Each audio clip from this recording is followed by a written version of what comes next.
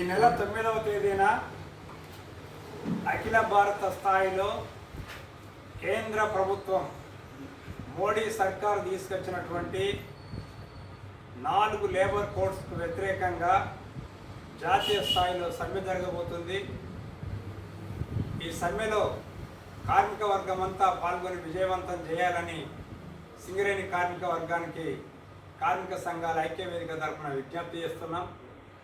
ఎందుకంటే 70 ఏళ్ల స్వతంత్ర భారతదేశంలో ఏదైతే కార్మిక వర్గానికి రక్షణగా నిలబడ్డటువంటి 44 కార్మిక చట్టాలని 29 చట్టాలుగా చేసి 29 చట్టాలని 4 లేబర్ కోడ్స్గా తీసుకురావడం జరిగింది. ఈ 4 లేబర్ కోడ్స్ వచ్చినట్టయితే మనం ఇప్పటిదాకా పనిచేస్తున్నటువంటి 8 గంటల పనిదినం పోయి 12 గంటలు అవుతుంది. అదేవిధంగా ఓవర్ టైం అలవెన్స్ అనేటువంటిది ఉండదు, వారాంతపు సెలవులు ఉండయి.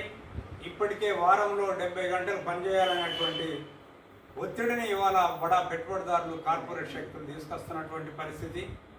అంతేకాకుండా ముఖ్యంగా ట్రేడ్ యూనియన్ పెట్టుకునేటువంటి పరిస్థితి ఉండదు.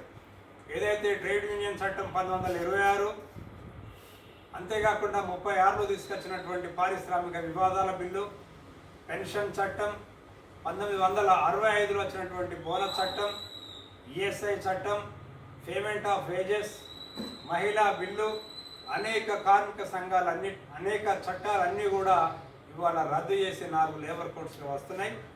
ఇవి గిట్ట అమలు జరిగినట్టయితే కార్మిక వర్గానికి ఉరితాడు తప్ప మరో మార్గం లేదు.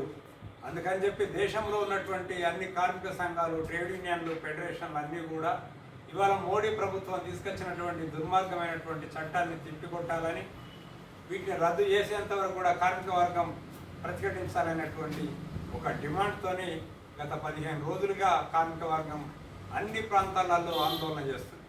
అలాగే సింగరేణిలో కూడా కార్మిక సంఘాల ఐక్యవేదిక గత 15 రోజుల నుంచి కూడా పెద్ద ఎత్తున సమావేశాలు నిర్వహిస్తుంది, ప్రచారం నిర్వహిస్తుంది. ఇవాళ సింగరేణి ఐక్యవేదిక కొత్తగూడెం కేంద్రంగా కూడా మేము సింగరేణి కార్మిక వర్గానికి విజ్ఞప్తి చేసేది ఏమిటంటే, గతంలో మనం అనేక సమ్మెలు చేసినాం. 46 రోజులు, 56 రోజులు, 54 రోజులు, 25 రోజులు, 26 రోజులు, అసలు మొత్తం సమస్యలపై సమరశీలమైనటువంటి పోరాటాలు చేసినటువంటి చరిత్ర మన సింగరేణి కార్మిక వర్గానికి ఉంది.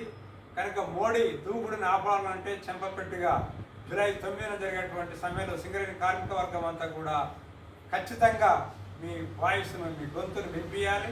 మోడీ ప్రభుత్వం మార్చుకునేదాకా ఈ ఐక్య పోరాటాలలో కలిసి రావాలని చెప్పి సింగరేణి కార్మిక వర్గానికి సింగరేణి కార్మిక సంఘాల ఐక్యవేదిక తరఫున మరోసారి విజ్ఞప్తి చేస్తాం.